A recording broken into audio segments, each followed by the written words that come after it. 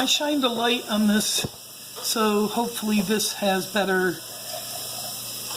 lighting than the last video, which was pretty dark. So last lesson, when we were looking at just factoring a binomial, we looked at the common greatest factor here, and we saw that the greatest common factor of 9 and 36 is, you look at the smaller number, will it go into the bigger number? Yes. So that's your greatest common factor, 9. And then we have x times x, and we have x.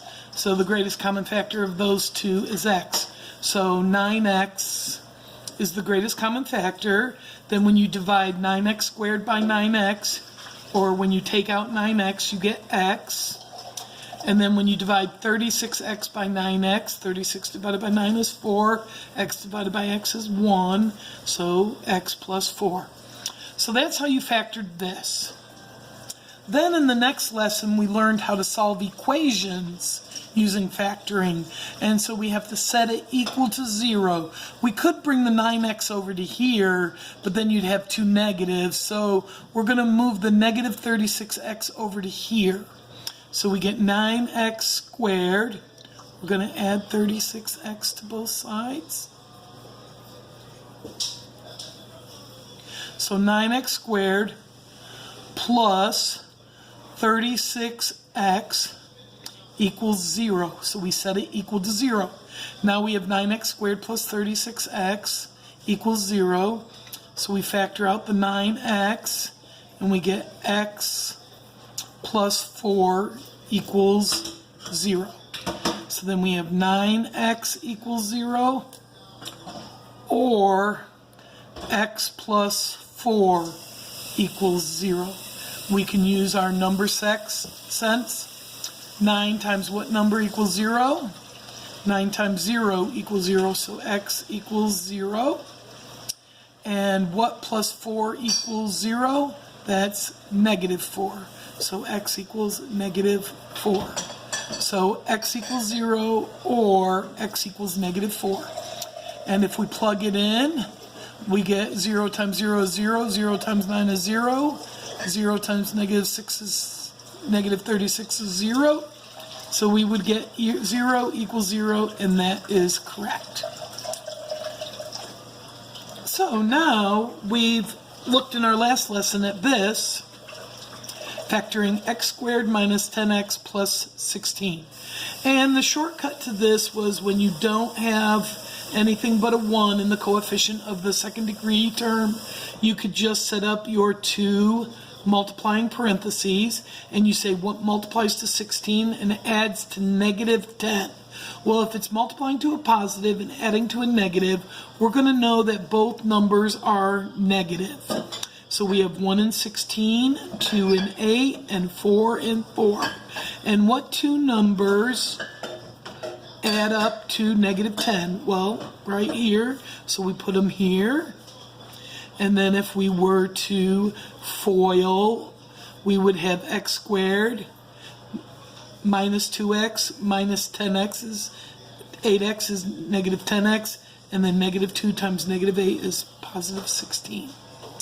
So we can also use this strategy to solve an equation. So on this one here, once again, you have to set it equal to 0 if it is not. Also, if it's not in the correct order, you can just change the orders if that makes you happy. So if it was in a different order, you could just rearrange the terms. So it's the second degree term, first degree term, then the constant. But here we're going to subtract 6 from both sides to set it equal to 0. And then at that time, we can do our shortcut because of the coefficient just being 1.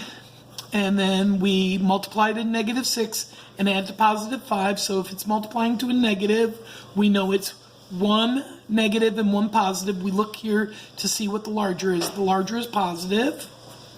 So we have 1 and 6, 2 and 3. And so which one of those adds to positive 5? It'd be this one. So it's x minus 1 and then x plus 6. And if we FOILed it, we'd see we'd get that back. And then we go x minus 1 equals 0.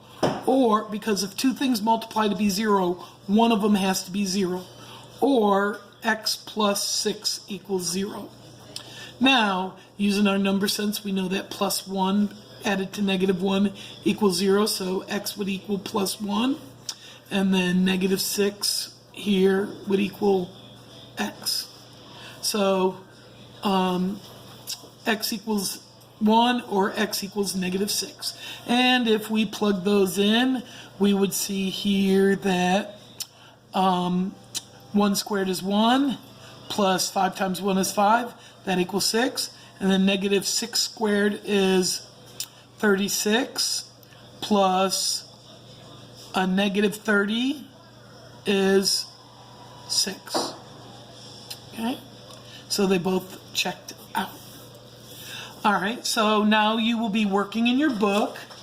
You can work on the PDF that is uploaded already in the previous day's lesson, and you can do numbers 46, 48, and 50.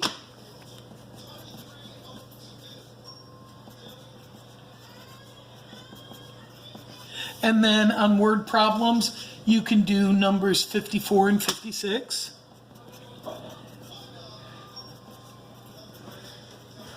And then if you wanted an extra problem to do, you could do numbers 61 and 62.